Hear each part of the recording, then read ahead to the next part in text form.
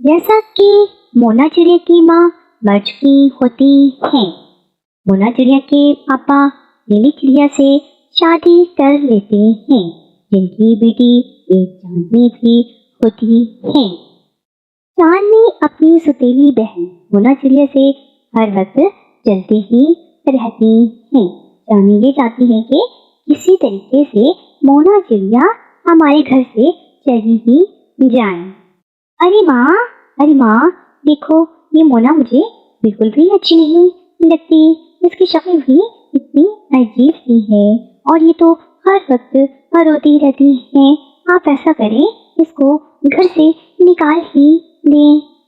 अरे चांदनी बेटी, चाहती तो मैं भी यही हूँ कि ये घर से निकल ही जाए, पर क्या करूँ, ये तो आपके पापा की लाडली।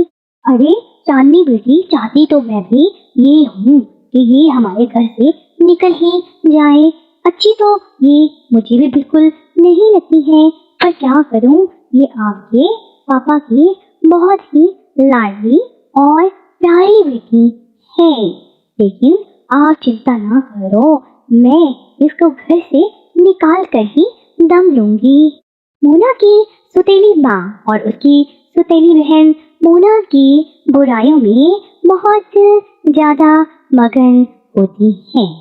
मोना सारा दिन घर का काम करती रहती है और चांदी तो हर वक्त बेड पर सोई रहती है और मोना पर हुक्म सादिर करती रहती है।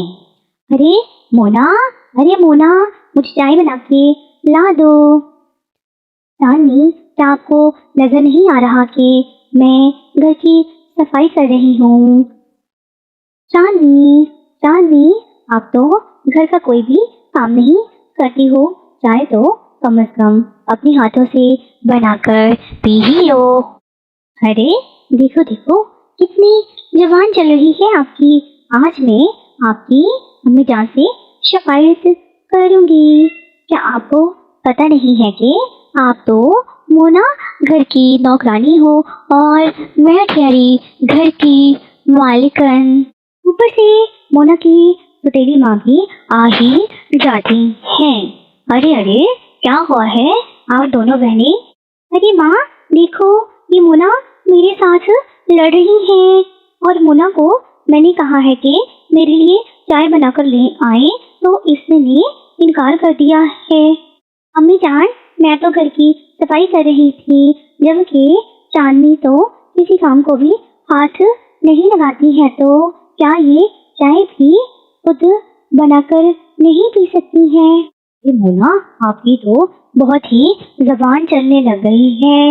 आ जाए आज आपके पापा, मैं उनसे बात करती हूँ। अम्मी जान, जो चांदी मेरे साथ इतना लड़ती रहती है और घर का काम भी नहीं करती, आप चांदी को क्यों नहीं समझाती? मुन्ना, मेरी बात सुनो, ये चांदी मेरी बेटी है और ये मुझे बहुत ही प्यारी है। अगर आप चांदी की बात नहीं मानोगी तो मैं आपको इस घर से भी निकाल ही दूंगी। चलो मोना, अपनी बहन के लिए चाय बनाकर ले आओ। मोना चाय बनाने के लिए चली जाती है।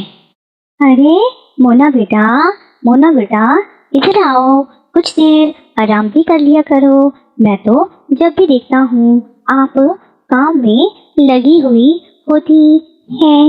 ये मोना के पापा होते हैं, जो कि मोना का बहुत ज्यादा ख्याल रखते हैं। अरे अरे, आप कैसी बातें करती हैं?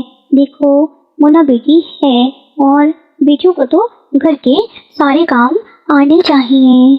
हाँ बेगम, कहती तो आप ठीक है, मगर चांदनी भी बेटी है और चांदनी को भी घर का कोई काम सिखा ही दो, उसके भी काम आएगा। हाँ ठीक है, लेकिन चांदनी अभी बहुत छोटी है। ऐसे ही समय गुजरता रहता है। लेकिन चांदनी अपनी माँ से कहती है कि अम्मी जान, अम्मी जान, मुझे बाजार जाना है, मुझे न्यू कपड़े लेने हैं और जूते भी लेने हैं। आपको तो पता है ना कि मेरे स्कूल में पार्टी है।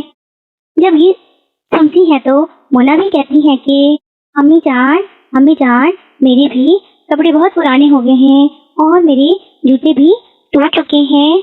आप मुझे भी बाजार साथ लेकर जाए ना। ना, आपको कपड़े अभी तो लेकर दिए थे और जूते भी। निकी तो स्कूल में पार्टी है, इसीलिए इसको मैंने कपड़े और नए जूते लेकर देने हैं। वैसे भी आप सारा दिन घर में रहती हो, अब भला आपको क्या जरूरत नए कपड़े और जूतों की। तो चांदनी कहती है कि मोना, मोना, आपको मैंने कहा था ना, आप तो घर की नुकरानी हो और मैं ठहरी घर की मालकन। इस तरह दोनों माँ बेटी बाजार चली जाती हैं। मोना अपनी माँ की तस्वीर को देखकर माँ से बोलती है कि मामा जान, आपको तो पता था ये दुनिया बहुत जालिम है और ये बेरहम भी है। आप मुझे इस बेरहम दुनिया में क्यों अकेला छोड़कर चली गई हैं? पापा भी अपने काम में मसरूफ रहते हैं और वो मेरा इतना ध्यान नहीं रखते हैं। मोना अपनी माँ की तस्वीर को देखती है और अपनी माँ को याद करती रहती हैं, रोती भी रहती हैं। मामा देखो, ये चांदी मुझे कहती है कि आप घर की नौकरानी हो और मैं घर की मालकिन हूँ, जबकि हम दोनों बहनें हैं। घर में चांदी की माँ है, लेकिन आप मुझे इस घर में अकेले छोड़कर चली गई हैं। माँ, आपने ऐसा क्यों किया है? माँ, आप वापस आ जाएं। माँ, या फिर मुझे भी अपने साथ ले जाएं। मोना के पापा आ जाते हैं, जो कि उन्होंने मोना की सारी बातें सुनी होती हैं। अरे मोना बेटा, मुझे माफ कर देना। मैंने आपकी माँ से वादा किया था कि मैं मोना का बहुत ज़्यादा ख्याल रखूंगा, पर मैंने आपका ध्यान नहीं रखा है। चांदी और चांदी की माँ बाजार से जब घर वापस आती है तो देखो बेगम, मैंने माना कि मोना आपकी सौतेली बेटी है, पर ये मेरी तो सगी बेटी है ना। मेरी बात गौर से सुन लो। देखो, अगर आपको मोना के साथ नहीं रहना तो आप मेरे घर से जा सकती हैं। मुझे माफ कर दीजिए, मैंने मोना के साथ बहुत ज्यादती की हैं, पर मैं आपसे वादा करती हूँ कि मोना और चांदी में कोई फर्क नहीं होंगी। जैसे मैं चांदी की माँ हूँ, वैसे मैं मोना की भी माँ बनकर रहूंगी। मोना बेटा, मुझे माफ कर दो। इस तरह ये सारा परिवार बहुत ज्यादा हंसी खुशी रहने लग जाता है।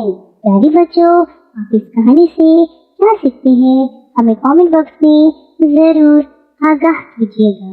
शुक्रिया।